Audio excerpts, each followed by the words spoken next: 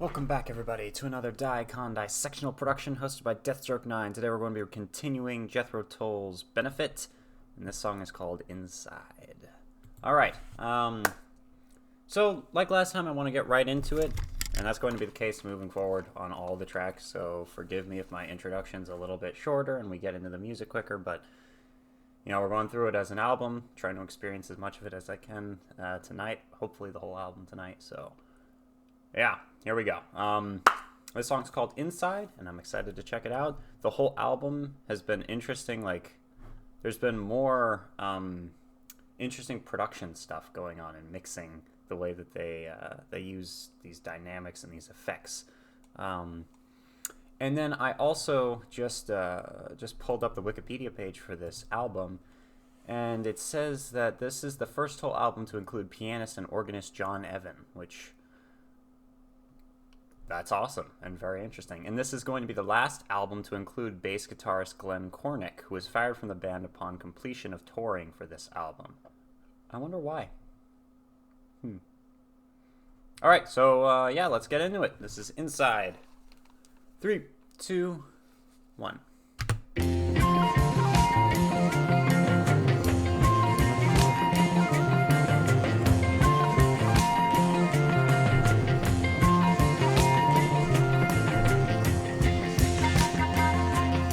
Places I've been make it hard to begin to enjoy life again on the inside, but I mean to.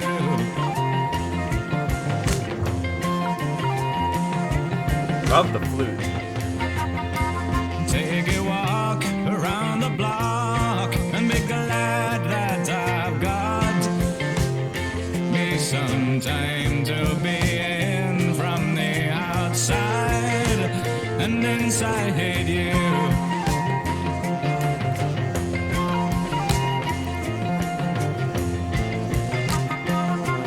I'm sitting in the corner feeling glad.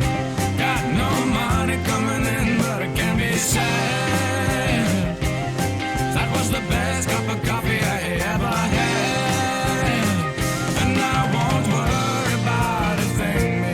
We've got it made here on the inside, outside so far away. Wow. This is a slightly more positive song than the other two of them. And we laugh and we sing, get someone to bring our friends here for tea in the evening. Oh, Jeffrey makes 3.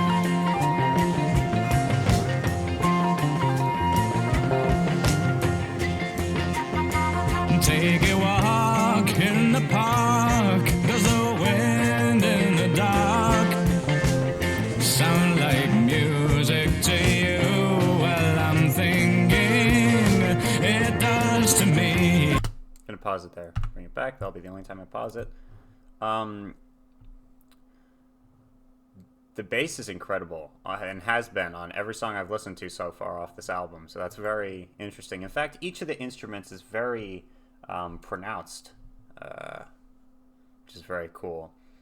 And yeah, lyrically, these Jethro Tull seems to knock it out of the park lyrically almost every song I listen to. So yeah, it's a big thumbs up for this.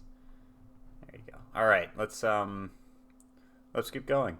Oh yeah, if you're not subscribed to Jethro Tull's YouTube channel, you should go check him out. All right, here we go. 3, 2, 1, Inside.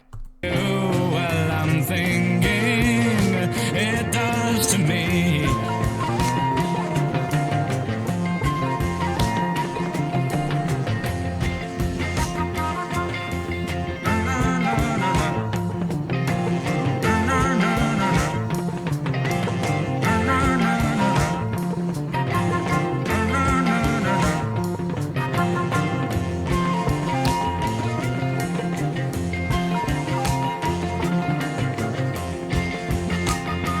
Can you cook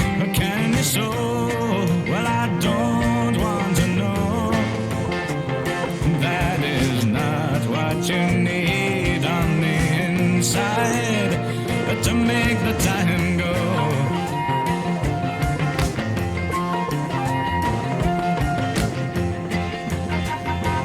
Counting lambs, counting sheep, we will fall into sleep and awake to a new day of living and loving you so.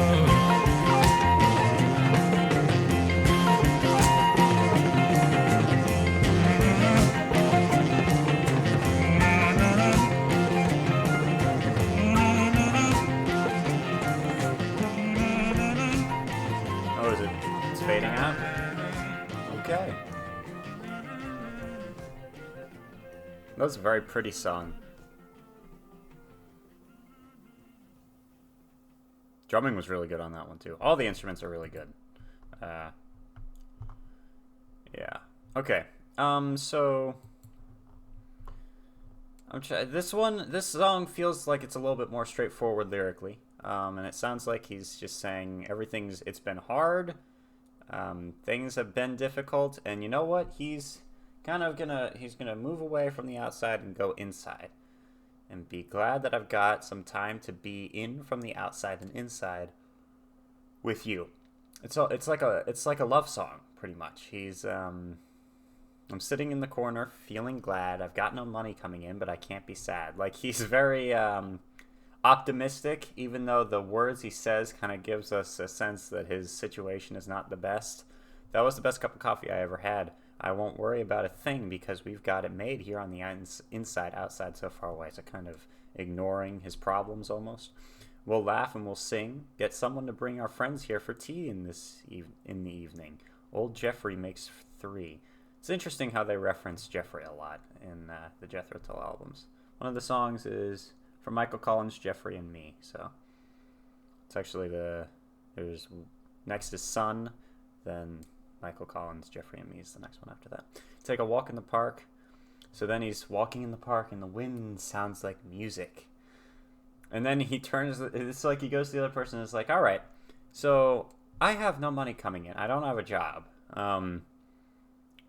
We're kind of in here hiding from everything out there. What, can you cook? Because I can't cook. You know, it's like the lyrics are a very depressing situation, but he's making light of it almost.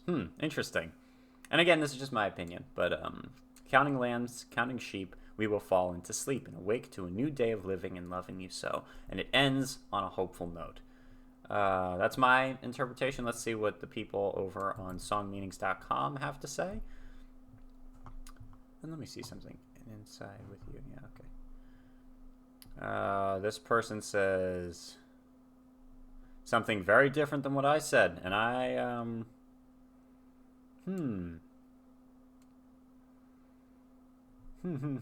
Okay. I like this. This person writes, inside would mean non-materialistic, finding happiness within yourself, not needing the outside influences in life to be happy. That works well with my original interpretation of, what was the song? Nothing to Say. Huh. That's interesting. Finding happiness in things as simple. I was going to mention that too, how he's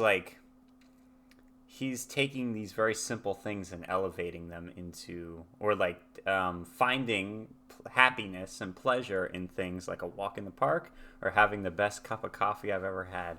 Congratulations, you've made the best cup of coffee in the world. Sorry.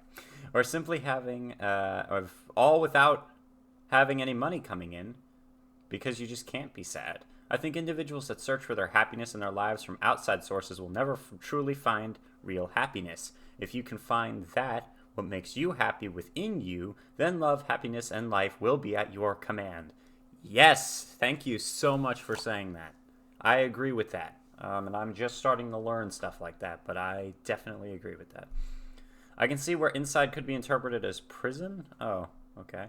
But from what I know about Ian, which isn't much, I don't think that's what he has in mind. Tull is probably the most underappreciated bands that came out of the late 60s. Did this come out in the 60s? 1970 UK release, so no. But all right, they came. I guess they came out of the late '60s, but then they made music in the 2000s too. But anyway, their lyrical genius was just that, genius. Interested in other comments to my post. And someone responded saying, your take is right on. All right. This is about contentedness within yourself and not worrying about the outside. I like that meaning, and it's a little bit more high-ended, like philosophical than my original interpretation, but I really like it, so I think I'm probably going to adopt it because it's awesome. And this person says, "Hi guys, I have always interpreted this as being about death and the afterlife." Huh. Of course, all truly great poets from Shakespeare onwards can put more than a single meaning into their poems. More than that, once a poem, song, painting, etc. is out there, whatever resonance it evokes in the reader, listener, or viewer, etc. is entirely valid. And I agree with that 1,000,000%. And I think that when it comes to great art, it leaves some things open to interpretation so that people can fill in the gaps with their own experiences, which right here, is perfectly shown how this person thinks it's about, death and the afterlife.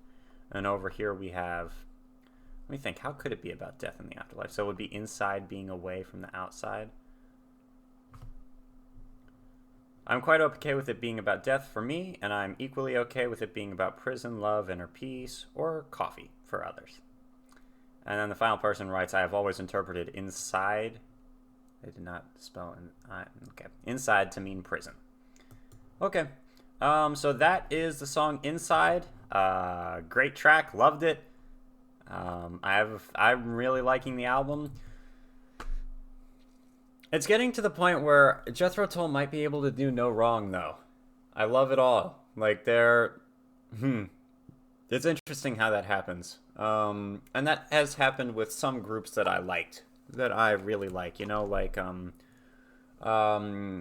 One example would be Tull. When I first started listening to them, I would think to myself, there are some songs that aren't that great, then there's other ones that are like, oh, these are the coolest songs of all time. But over time, I've come to think that every song they make is just incredible, because I gave myself time to absorb the ones that I didn't think were great, and kind of put them in the context with the rest of what the band has given to me as a person, and it just elevated my opinion of it, I guess. But yeah. I don't really know why I'm saying that. I guess it's just a thought I just had, but I'm really liking the album so far. This song I liked for the lyrical content, loved the flute and stuff, but something about, the first two had a lot of musical complexity, where this one, I think the thing that drew me in musically in this song the most was the bass, actually, which was pretty interesting. All right. Thank you for watching. Stay tuned for the next song. We've got 2 more songs on side 1, and then we're going to move on to side 2. Deathstroke 9, out.